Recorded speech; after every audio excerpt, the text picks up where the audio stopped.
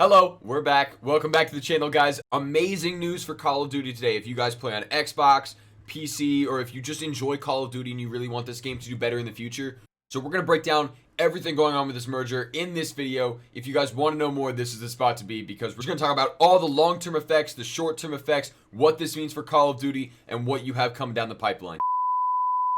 Alright, so from my mouth to God's ears, this is something that I had talked about in a video a few weeks ago when I was talking about Vanguard. Bobby Kotick will be removed from Activision. Woo! So, in short, if you guys don't know who Bobby Kotick is, he's everything wrong with Call of Duty at the moment, just in general. So, Bobby Kotick, for example, fired like 5 or 6 QA testers for Warzone recently, and now all of the QA testers are on strike. Which would explain why we haven't gotten anything for Warzone at all. He's covered up multiple massive controversies behind the scenes in Activision and Blizzard. He has silenced workers from sharing really horrible stories.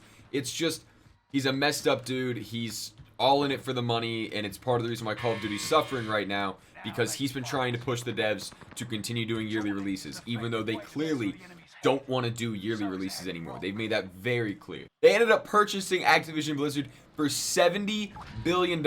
Actually, it was 69, but I'm just going to round up and say 70, because 70 is such a big number. If you think about that in context, right? Mojang must have been the steal of the century for them, because they purchased Mojang for a couple million. Like, that's insane. They got Minecraft for a couple million. Hey, come kill me. Come kill me. Come kill me. Oh, there's... Hey, it still worked out in our favor. Alright, let's spectate this guy. So, this was clearly like a massive purchase, and Xbox is obviously picking up some big titles. They have Call of Duty now. They also get Diablo, Overwatch, Crash Bandicoot. Like, a lot of big titles are now under the Microsoft umbrella, and more specifically, the Xbox umbrella. How many of those are going to be exclusive? We don't know. There's probably going to be a few that they will make Xbox titles or put them on Game Pass and do stuff like that, but I don't think it's going to be like Call of Duty or Overwatch, the big ones. I think those are going to stay for everyone to kind of enjoy. Now, back to what this means for Call of Duty specifically. So, let's just take this out of the equation, okay? It is not going to be removed from PlayStation. If you are a PlayStation player, don't worry. Don't worry. You're going to be fine. At least for the next four or so years, you're good. So, don't worry about that right now. What we are going to talk about is what this means for yearly releases, what this means for the future of what COD games we're going to get. What the hell was that? And it's also going to tell us what, if any, changes will be made to the current system. Because if we're being honest, man, it needs some changes. It needs some changes. Call of Duty likes to do a thing, and this is something I've noticed, right? During the Golden Age, Call of Duty literally perfected the multiplayer shooter. They perfected it. Then they made the same game, like, 9 times, man. Like, they made, let's get this straight, COD 4, Black Ops 1, Modern Warfare 2, World at War, Black Ops 2, Modern Warfare 3, and Ghosts. And all of those games are boots on the ground, standard shooters. And there's a few changes, and I think they're really good games. Don't get me wrong, they're really good games. But by the time Ghosts came around, people were getting kind of tired of it. They didn't really like it anymore. And so they're like, okay, we've hit the breaking point. People are tired of buying the same product every year. What are we gonna do? I got it. We're going to space. And they come up with like a new gimmick, right? So they have Advanced Warfare, Black Ops 3, Infinite Warfare. You know, they're doing the more futuristic stuff. And then people really got tired of the futuristic stuff. And they're like, okay, we've hit a breaking point here. Let's go back to World War II. And so that's what they did. Then they made Black Ops 4, right? Then people got tired of that formula. And they're like, alright, here's the big one. Warzone. Warzone comes out with Modern Warfare 2019. Completely revitalizes the series again. So they go through like the cycle of like doing something to death, and then it dies, and they're like, oh, I guess we have to actually do our jobs and innovate and make something new. Oh my god. And when it happens, it's amazing. Just look at Warzone. Warzone was absolutely amazing. What we now have to think about is, this is Xbox you're dealing with. Xbox has much better quality standards than Activision ever did, right? Just look at Halo. They could have released Halo last year. They could have, but they didn't. And they didn't because they knew the game wasn't ready. They knew the game wasn't finished. It's very important to Xbox to make sure that every single one of their games is a representation of their company, right? Activision didn't care because Activision was just making money. But when you're selling consoles, you need your company to have a good reputation. What this will likely mean, and just based off of Phil Spencer's comments so far, is they are going to give the developers more time to develop their games. Likely they're going to switch it to a 2-year development cycle instead of a 1-year development cycle.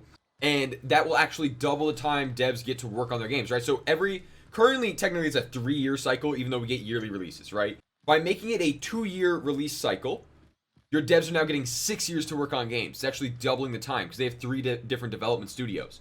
This is just phenomenal news, man. Like, if that is the way they're going, could you imagine if the developers behind Modern Warfare had 3 extra years to perfect it? It is confirmed that this year we will still be getting Modern Warfare 2, and the merger doesn't even really go into effect until 2023, so another thing to keep in mind.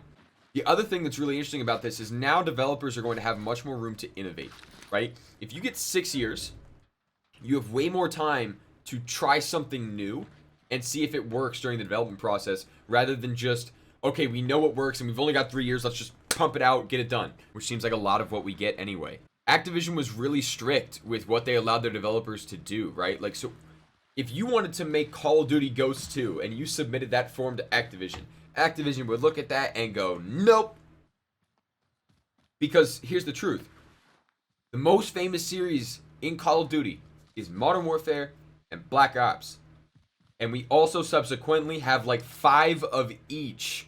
That's no coincidence. There's a reason for that. They know the name sells. Right? Like, on paper, a Black Ops game, no matter how bad or good it is going to sell much better than a game like, let's call it like Stone Age Warfare. You know, I'm just coming up with like a random name here. But like, I'm just saying, like, there's something about brand that gets recognized. You know, Black Ops 4 and Black Ops 3 have absolutely nothing to do with Black Ops 2 or 1. 0. But they gave it the Black Ops name because money. They like money. Yay. This is just a great opportunity for Call of Duty to just take a breath, reevaluate, and then shape up for the future in a positive way. Now, is this necessarily going to be positive? We don't know. Things could stay the exact same. That would suck. But the truth is, we don't know. We don't know what's going on inside of Xbox. We don't know what's going on inside of Activision or Treyarch or Infinity Ward. This is just a great sign for the future of Call of Duty. At the end of the day, I just want you guys to be as excited and as informed about all of the possibilities for the future of Call of Duty. I know I talked about a lot. I covered a lot of stuff, and I was kind of jumping around from piece to piece. It's all still unfolding, right? Like, this is very new.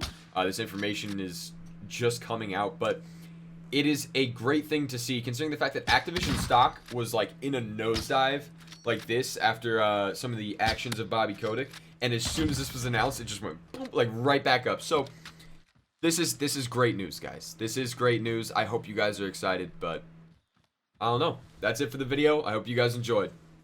I love you guys. Later.